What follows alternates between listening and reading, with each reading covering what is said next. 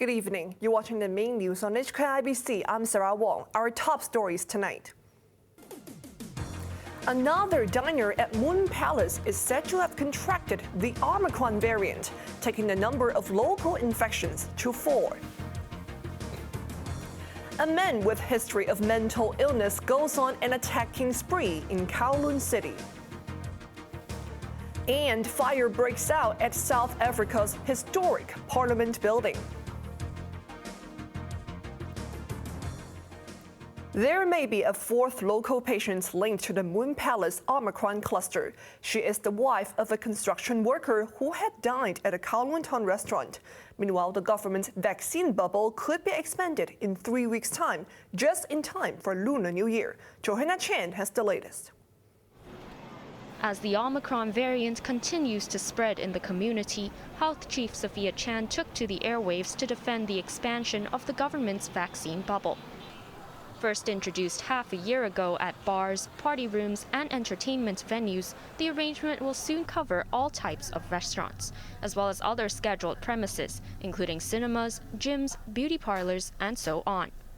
All customers must receive at least 1 dose of the vaccine before entering, with exemptions only granted to young children and those medically unfit, but not the elderly. When pressed for a date, Chan noted the social distancing measures are updated every 2 weeks, with the next round due on Thursday. But she said that was not feasible and pointed to the next window of January 20th, just in time for Lunar New Year on February 1st. The health chief also did not rule out further expanding the bubble to cover schools, homes for the aged, and elderly daycare centers. As far as other places are concerned, such as those with high risk, that would be the next step and not the first step. Chan said authorities were able to track down most customers who may have had exposure to an infected cargo crew at Kowloon Tong's Moon Palace restaurant. They were mostly diners who made reservations or settled the bill with credit cards, but the scare was far from over. It is believed that the 38-year-old wife of the construction worker who was infected at the scene also came down with the virus. She had dined with her husband at Moon Palace last Monday and went to work in Chun Wan for 3 more days before going into quarantine camp. This marks the 4th person to be locally infected with Omicron, joining the cargo crew's father and a 50-year-old woman who dined at Moon Palace. Around 340 close contacts and their family members have now been quarantined.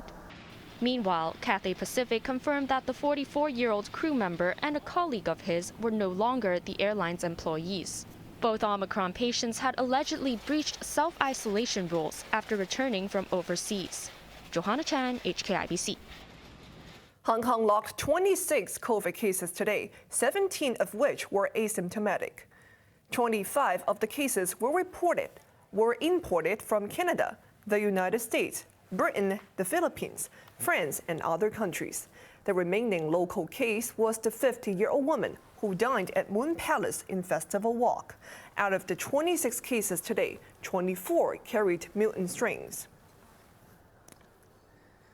The government has pledged to ramp up the quarantine capacity for incoming foreign domestic helpers. Announcing on his blog, Labour Chief Luo Chi-kwang said he hoped to bring good news in the near future. He admitted more than 1,100 rooms at Regala Sky City Hotel near the airport, which will become available tomorrow, will not ease the shortage. That's because a similar number of beds at Penny's Bay Quarantine Center will now be used to house other overseas arrivals. Due to COVID-induced restrictions, the domestic helper workforce has shrunk from 400,000 2 years ago to around 350,000. Law said if the number further declines, it may hamper the city's economic recovery. Police have arrested a man who went on an attacking spree in Kowloon City today. The man, said to be mentally ill, has snatched a knife from the butchers, damaged a car before storming into a motel and trying to set the building on fire. Johanna Chen with the details. Surveillance camera footage from across the road captured the bizarre attack at around 1 p.m. After smashing the windscreen of a car at the junction of Nga Tin Wai Road and Ha Wong Road, the driver pulled over and tried to reason with the man. But instead, the driver was repeatedly punched until another person yanked the attacker off the road. Passers-by said he had thrown an object onto the windscreen, causing part of the panel to crack. It is believed prior to the incident, the man in his 30s indiscriminately attacked passers-by on the street. The victims included an elderly woman whose mobile phone was snatched. He then walked past a butcher shop nearby and grabbed a knife from the table. The man then brandished the knife while making his way down the road, but did not use it to attack anyone. After fleeing the scene, he ran into a building on Prince Edward Road West and attacked a motel worker.